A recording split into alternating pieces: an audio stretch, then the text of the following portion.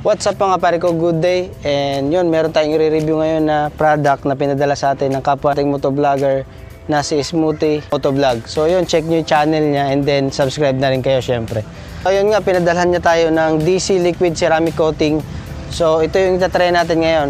Pero syempre, para maging fair, hugasan muna natin yung motor natin kasi nga sobrang dumi ni Bitoy. And siguro mga 1 week ko na siyang hindi nahuhugasan. Yun, nag-uulan-ulan and then syempre busy mga pare ko. Ika-car wash lang natin siya and then saka natin itong gamitin itong DC Liquid Ceramic Coating. Alright, let's go!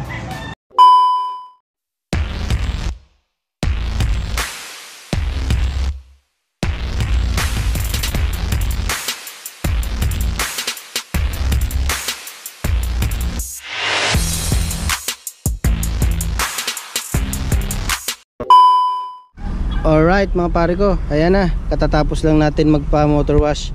Syempre para fair yung magiging review natin dito sa DC Liquid Ceramic Coating na i-review natin ngayon. So ayan, ayan, malinis na siya, kakapumpa motor wash lang natin. Ayan. Syempre pakita ko na rin sa inyo. Ito talagang nagiging problema ng matte black. Nagiging puti-puti siya. Ayan. Especially sa part na to. Yan.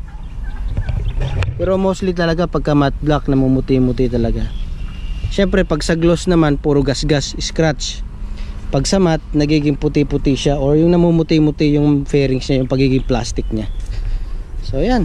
Alright, try na natin tong DC Liquid Ceramic Coating.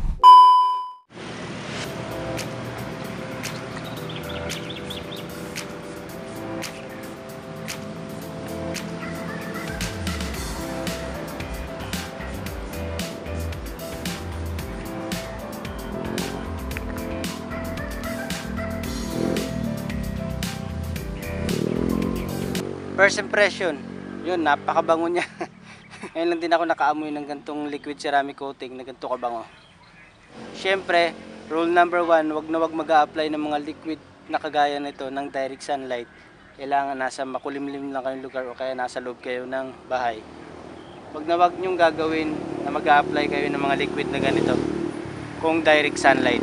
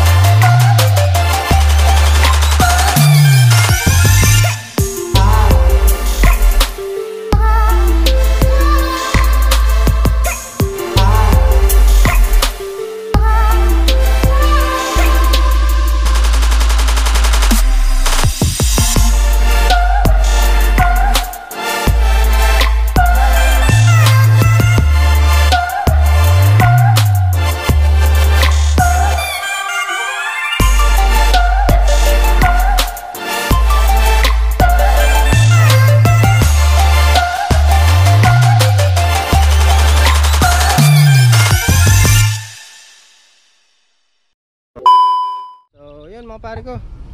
Yun, naging okay naman yung kinalabasan ng pagpunas natin ng DC liquid ceramic coating. Siyempre, first impression ko sa kanya, nagustuhan ko yung scent niya, ang bango talaga. Mapapagkamala ng babae yung motor mo pagka pinunas mo to. So yun, may scent siya nakasama dito sa liquid. Kung mapapansin nyo, yung motor natin nawala na yung mga pamumuti ng fairing, siyempre. Pero mga pare ko, huwag nyo hanapan ng kintab to kasi nga matte black yung motor natin. So ang effect kasi nitong liquid ceramic coating natin na ginamit, pag sa matte nawawala yung pamumuti, siyempre sa gloss makintab. So ayun, maganda siyang gamitin mga pare ko. Hindi siya malagkit sa kamay or hindi siya basta-basta nakakapitan ng alikabok. Ito kasi water based lang din to. So ayun mga pare ko, kung gusto nyo umorder, maglalagay na lang ako ng link sa description. So yun, pwede nyo orderin sa link na nasa baba. Maraming salamat mga pare ko. And syempre maraming salamat kay Smoothie Motovlog para sa pagpapatry ng DC liquid ceramic coating. Alright, ride safe sa lahat.